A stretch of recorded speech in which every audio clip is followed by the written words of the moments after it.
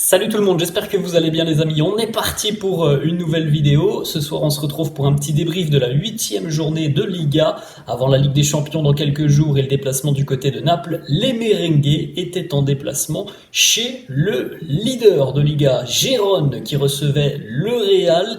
Un match donc entre le leader et le second de Liga. Les Merengues s'imposent 3-0 du côté de Montilivi dans un match où le Real a fait un début de match assez compliqué. Pendant 5-10 minutes, on a eu très très peur parce que notamment sur les 5 premières minutes, on a deux grosses situations du côté de Gérone, alors que on en avait parlé en début de semaine et c'est un point qu'il faut améliorer du côté du Real. Ce sont les débuts de match. Eh bien, on a eu très peur en début de match parce qu'il y a deux énormes situations pour les joueurs de Gérone sur les toutes premières minutes. Deux grosses situations de la tête où la défense merengue est aux abonnés absents. Encore une fois, pas d'impact physique sur ces premières minutes. La concentration, on n'y était pas sur ces premières minutes. Mais voilà, heureusement, il n'y a pas eu de but, pas eu d'ouverture du score côté Gérone. Et le Real est rentré un petit peu timidement dans cette rencontre jusqu'à ce que Rossellou ouvre le score à la 17e sur une merveille d'ouverture de Jude Bellingham extérieur en mode un petit peu Luka Modric. Très beau ballon de Bellingham pour Rossellou qui vient terminer de près. D'ailleurs, Rossellou est sur une très très bonne série en ce moment. Il continue de marquer. Ça fait plaisir. On a eu quelques minutes plus tard, 4 minutes plus tard, le deuxième but signé Aurélien Tchouaméni à la suite d'un corner de Toni Kroos. Tchouaméni qui est vraiment seul quasiment au 6 mètres sur un corner, seul au 6 mètres. La défense de Gérone, là, cette fois-ci, c'est pas le Real, mais Gérone aux abonnés absents, aucun marquage. Tchouaméni a tout le temps nécessaire pour placer sa tête au bon endroit. Et puis le troisième but, il interviendra en seconde mi-temps, la 71e, signé Jude Bellingham, qui d'ailleurs a été de nouveau récompensé du trophée d'homme du match. Il me semble que c'est la 5e fois depuis le début de saison que Jude Bellingham est désigné MVP de la rencontre. À noter le petit bémol en fin de match côté merengue, c'est l'expulsion de Nacho dans le temps additionnel à la 94e, une expulsion tout à fait logique parce qu'il y a vraiment un vilain geste de Nacho et c'est très surprenant de sa part. On ne connaît pas forcément Nacho comme ça. Là, c'était un très très vilain geste, un tacle, les deux pieds décollés où il vient chercher le mollet du joueur de Gérone et c'est tout à fait logique qu'on a eu ce carton rouge, mais c'est vraiment spécial parce qu'on a du mal à comprendre pourquoi Nacho va faire ce geste.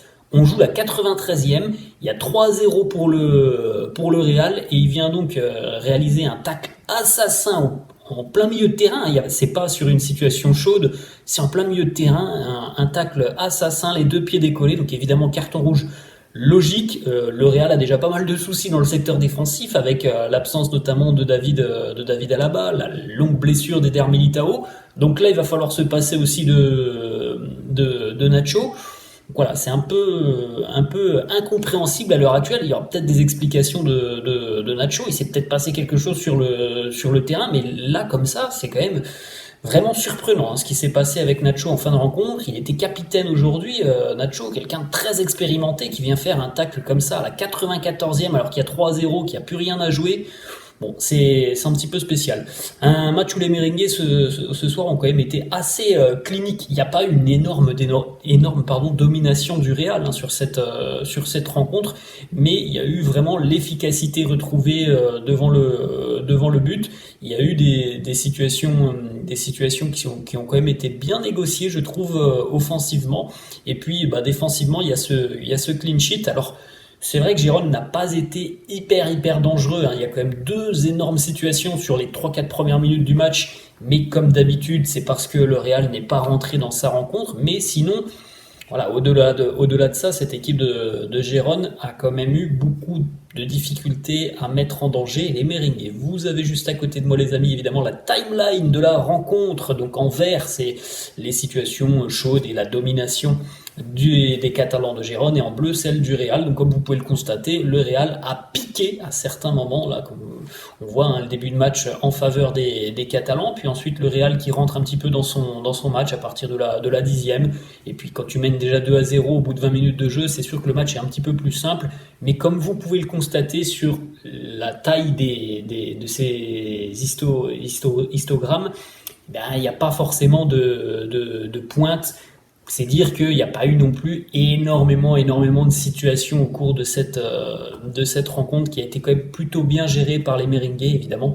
Comme je viens de le dire, mener 2-0 au bout de 20 minutes de jeu, c'est sûr que ça facilite la tâche. Vous pouvez jeter un petit coup d'œil à côté de moi. Les statistiques de la rencontre avec les expected goals qui sont quasiment à l'identique. 3 tirs cadrés côté Gérone, 7 pour le Real, 14 tirs pour les Merengues, 13 pour les Catalans. Voilà les amis, la composition de Carlo Ancelotti pour affronter donc cette équipe de Gérone qui est pas dans les buts. Nacho, Rudiger en charnière, Carvajal à droite, Camavinga, retour de Camavinga au poste de latéral gauche. On peut se poser beaucoup de questions alors qu'on sait qu'il y avait Ferland Mendy disponible, on sait qu'il y a Fran Garcia et visiblement en plus de ça, hein, on n'a pas de blessure. Hein. En ce qui concerne Fran Garcia et Ferland Mendy, ils n'étaient pas blessés. Alors, on aura peut-être d'autres infos après la rencontre sur la conf de presse, mais c'est quand même un choix hein, de Carlo. Il donc réinstalle Camavinga à ce poste de latéral gauche. Au milieu de terrain, on retrouvait Tchouaméni, Valverde, Kroos, Bellingham en attaque. Vinicius et donc Rodrigo qui était sur le banc. Rossellou accompagnait Vinicius. Grosse prestation globale du milieu de terrain merengue ce soir. Le retour de Tchouaméni a fait énormément de bien. Je pense que bon, Bellingham fait un super match. C'est pas illogique qu'il soit de nouveau récompensé du trophée d'homme du match, mais ça aurait pu être aussi, je pense, Aurélien Tchouaméni. On regardera les stats du français dans quelques instants. Et puis énorme prestation aussi d'Eduardo Camavinga, ce poste de latéral gauche. Comme on l'avait quitté il y a quelques mois, hein, sur la fin de saison, il avait joué pas mal à ce poste de latéral gauche. Il nous a fait une grosse prestation. Kepa dans les buts, un nouveau clean sheet, c'est très positif pour lui. Il y a eu quelques arrêts à faire, c'est pas le match le plus compliqué hein, pour Kepa, mais voilà, il fait les arrêts. Parfois, il y a quelques hésitations, mais en tout cas, pour le moment, il n'y a pas d'erreur de la part du gardien espagnol. Il n'y a pas de grosses bévues et les quelques arrêts qu'il a eu à faire, il les a fait. On continue avec la charnière. Il n'y a pas grand-chose à reprocher à la charnière, si ce n'est ces 5 premières minutes de la rencontre où ils étaient un petit peu ailleurs, quoi. Ils n'étaient pas encore rentrés dans leur match et ça a failli de nouveau coûter très cher aux merengues.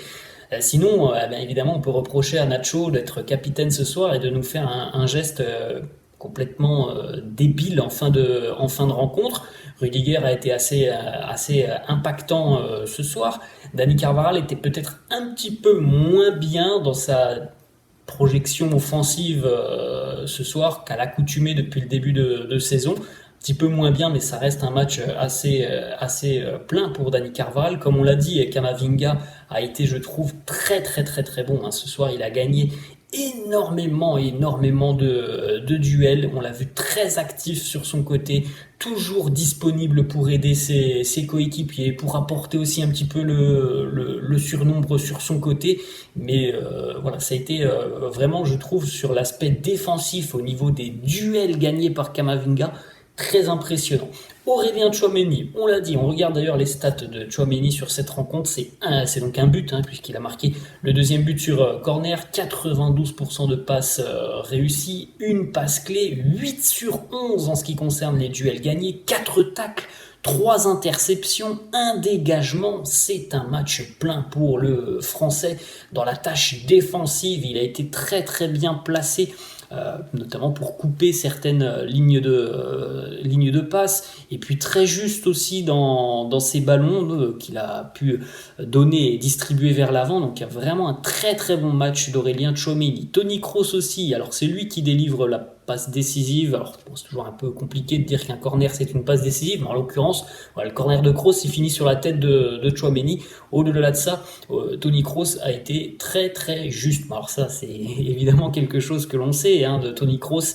Il a une justesse technique qui est assez folle. J'ai trouvé très intéressant sa variation dans le jeu long, dans le jeu court, les projections rapides vers l'avant. Un très bon match de Toni Kroos. Fede Valverde a été aussi très très dynamique. Alors évidemment, c'est un petit peu moins l'aspect technique qui va parler avec l'Uruguayen que Kroos ou Bellingham, mais grosse activité, le dynamisme qu'on lui connaît, quelques percées de balles.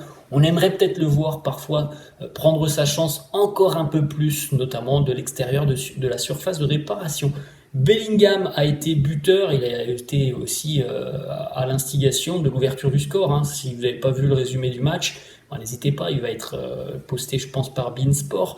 Le premier but, c'est une ouverture magnifique de Bellingham, extérieur du pied, qui vient prendre dans le dos les 2-3 défenseurs de Gérone. Ça arrive sur Rossellou qui n'a plus qu'à terminer quasiment au 6 mètres. Un très très bon match, encore une fois, de Bellingham qui a, je trouve encore une fois, été très très disponible et très juste techniquement. C'est très impressionnant hein, de le voir à ce niveau. Rossellou, de nouveau buteur, on le trouve de plus en plus dans le jeu. Il a même délivré, alors une passe D, est-ce que c'est volontaire, involontaire, on n'en sait trop rien, mais en tout cas c'est lui qui délivre le ballon à Bellingham sur le troisième but, donc c'est un but plus une passe D pour Rossellou, et je le trouve voilà beaucoup plus mobile, très bon dans les déviations, il est à l'aise dans la surface de réparation, il y a eu ce petit temps d'adaptation en début de saison, et je trouve là vraiment qu'on a une belle version de Rossellou. Quand il est bien servi par ses coéquipiers, c'est une véritable menace dans la surface de réparation. On termine avec Vinicius, c'était le match de reprise puisqu'il avait joué une petite demi-heure en milieu de semaine face à Las Palmas. La Vini était titulaire, bon, il y a de bonnes choses de la part de Vini. Après, on voit que ça manque peut-être un petit peu de rythme et donc c'est un match qui permet un petit peu de le relancer. On a connu un Vini un peu plus tranchant, on le sait, hein, ça, il n'y a pas de doute là-dessus. Après, voilà, c'est un match de reprise pour lui. Après, c'est un mois à peu près d'absence. Voilà les amis, la fin de cette vidéo. J'espère que ça vous a plu. N'hésitez pas comme d'habitude à lâcher un petit pouce bleu. N'hésitez pas non plus à vous abonner à la chaîne. Et puis laissez-moi en commentaire ce que vous avez pensé de cette prochaine rencontre pour les Merengues. Ça sera donc en Ligue des Champions du côté de Naples. Voilà les amis, la fin. Je vous laisse, je vous dis à la prochaine. Ciao.